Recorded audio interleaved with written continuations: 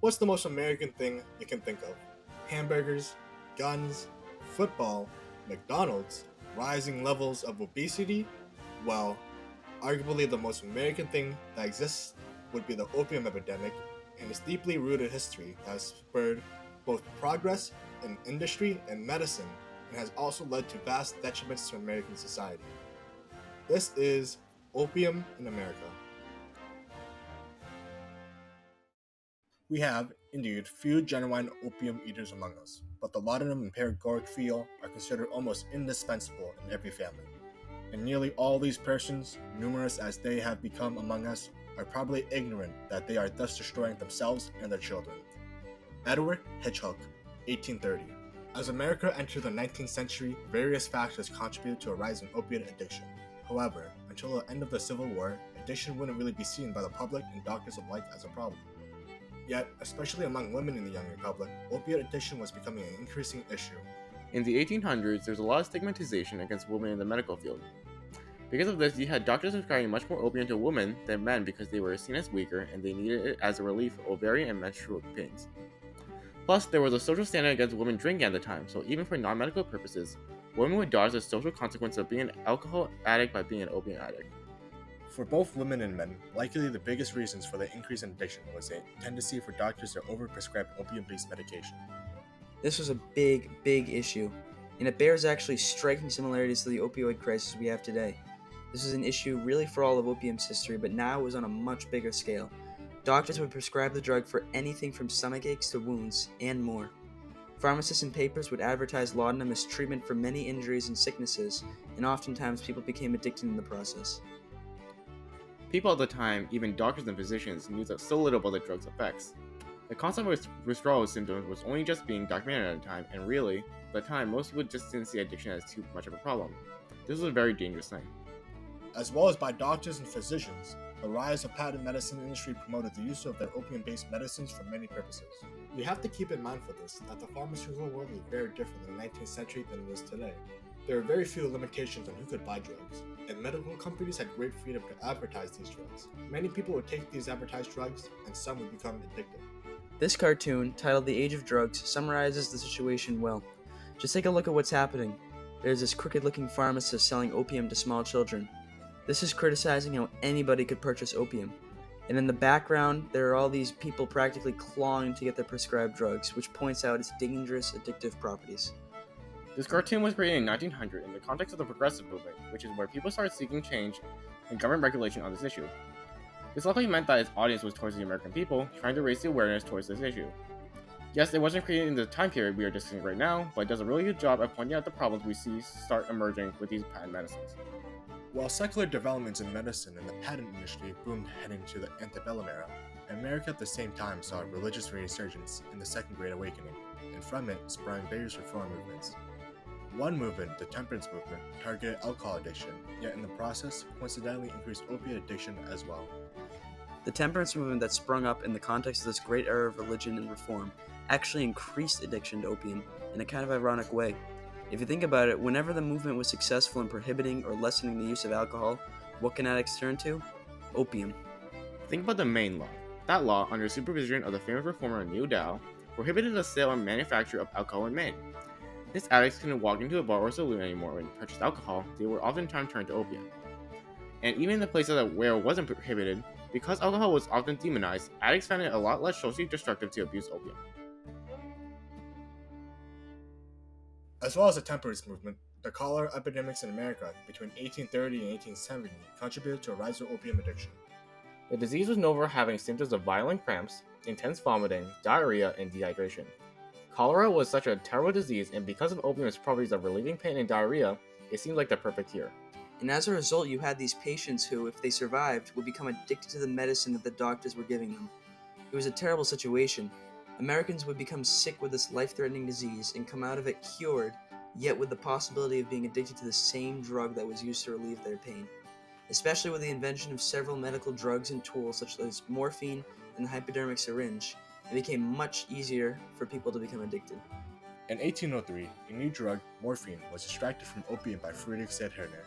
Made commercially available in the 19th century, this drug was more potent, stronger, and more addictive than opium and laudanum counterparts. In 1853, Dr. Alexander Wood created the hypodermic syringe, which allowed for direct administration of drugs such as morphine into the bloodstream. These innovations were very important to medicine at the time, and their usage is still important to this day.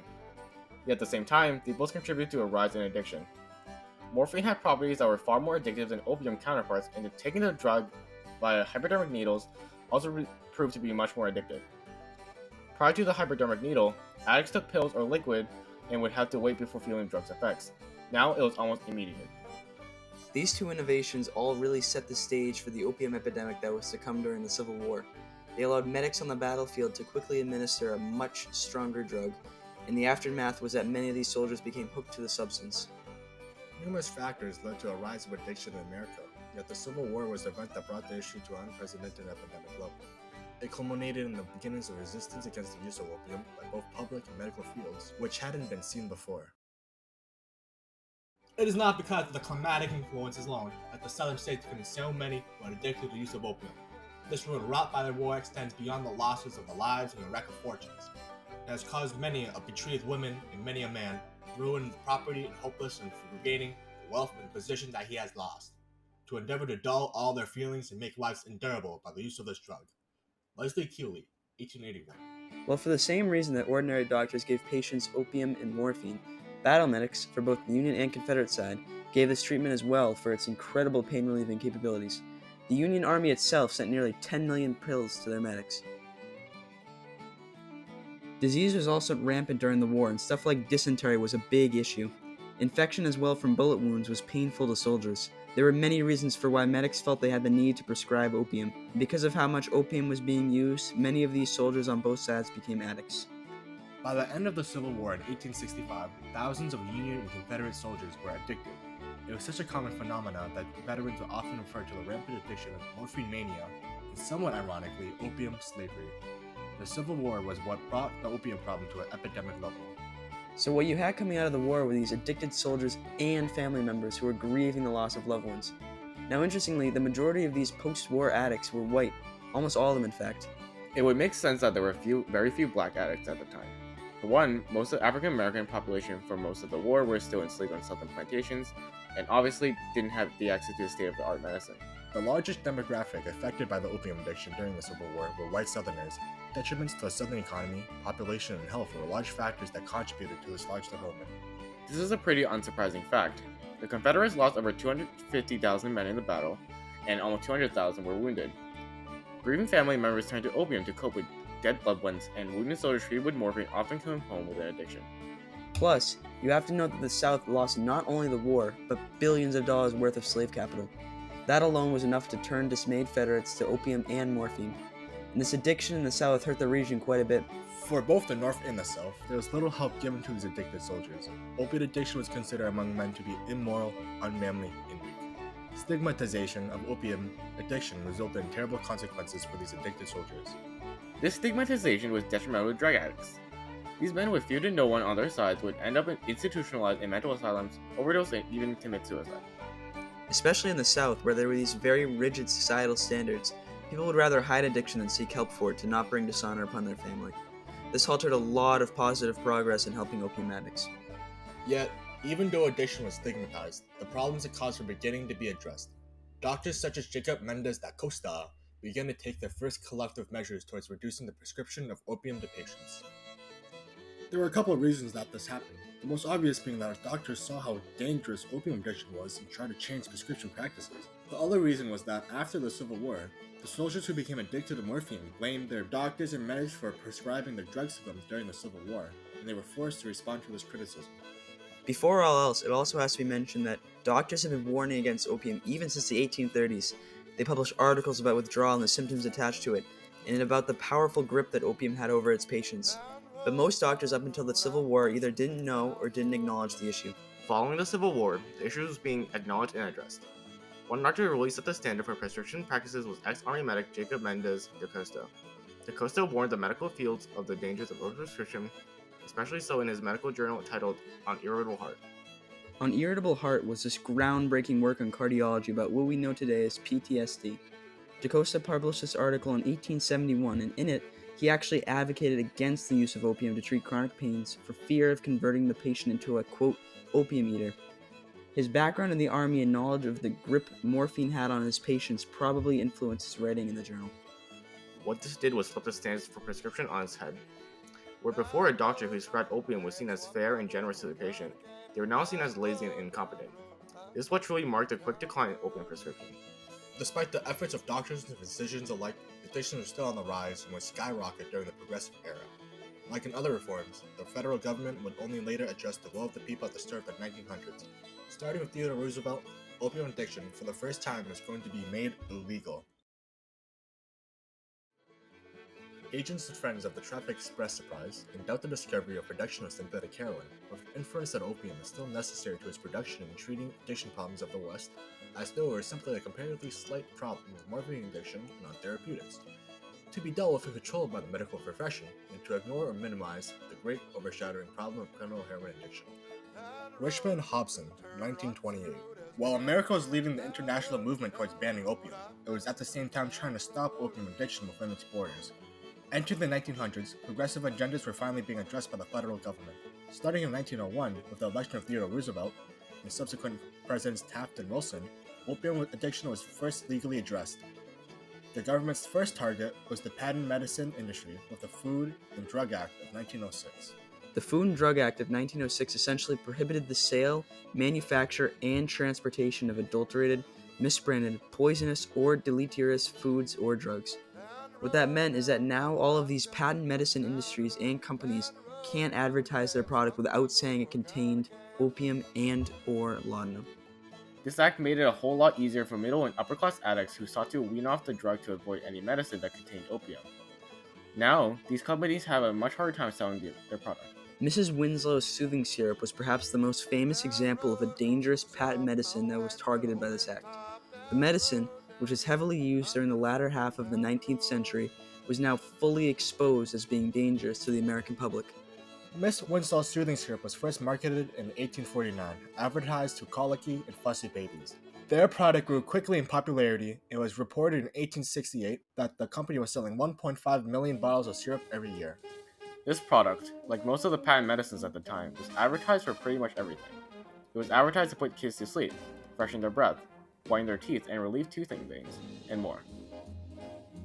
And it was advertised everywhere, and effectively. Trading cards, calendars, and newspaper entries were all used to promote the product.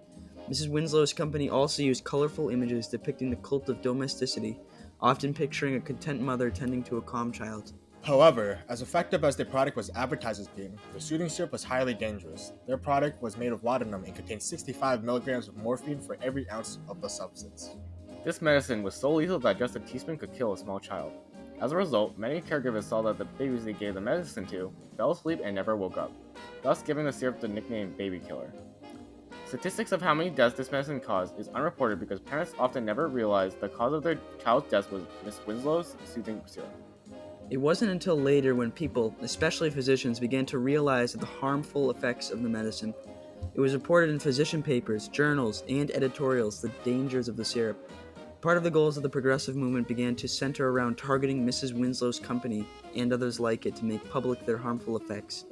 This is what the Food and Drug Act targeted. There were other drug issues that the progressive movement sought to reform as well. This was the increased rise in addiction among cities among street drug dealers. This problem was highly opposed by progressive reformers. Before, addiction was somewhat an innocent image of a wealthy elderly woman who became addicted to her prescribed laudanum.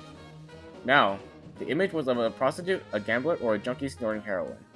These people, seen as sinful or against moral standards, were opposed by the public. To understand what caused this shift, though, we have to go back to the 19th century. This change really started during the invention of heroin. In 1895, a pharmaceutical company known as the Bayer Company came up with a new opium-based product, heroin. The drug is actually originally marketed for the same purposes as laudanum was prior, as well as to help opiate addicts wean themselves off the drug. Interestingly, the drug was actually marketed towards helping morphine addicts stop abusing the drug, as reported that heroin didn't have any addictive properties. Because of this, doctors began to prescribe it as liberally as they used to morphine and laudanum to help cure these addicts. Yet, heroin was, unlike it was originally advertised, an addictive substance. In fact, heroin is actually more potent than its morphine predecessor. it would be a long time before the medical community were made fully aware of heroin's dangerous effects. In fact, well before the medical community advocated against the prescription of opium for its dangerous effects, drug dealers realized that selling heroin was a far better alternative to selling morphine. For one, heroin could be snorted, unlike morphine which could only be injected, meaning that it repelled fewer potential addicts. Heroin addiction was also much harder to cure, meaning heroin addicts would stay addicts for longer and more often. By the time the heroin issue had been addressed by the federal government, over 100,000 Americans were addicted to the drug, and the number continued to rise even after. In 1914, the Wilson administration passed the Harrison Narcotics Tax Act, which regulated and taxed the sale, production, and distribution of opiates, which made the drug black market fully illegal. And only a decade later, the government passed the Anti-Heroin Act of 1924, which prohibited the sale, production, and distribution of heroin outright.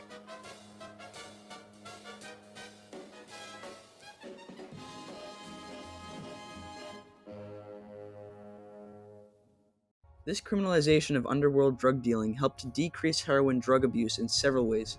For one, it decreased the supply of illicit heroin, which greatly drove up the prices of the drug. This discouraged addicts from purchasing this now highly expensive substance.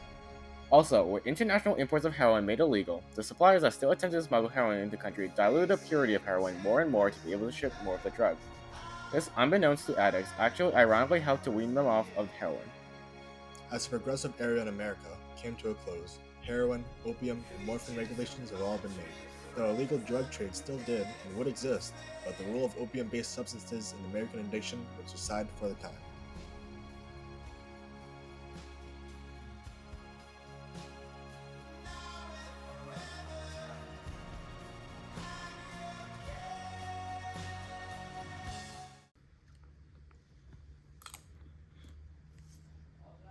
You don't pull the spoon out? I'm a small child. Oh, my bad.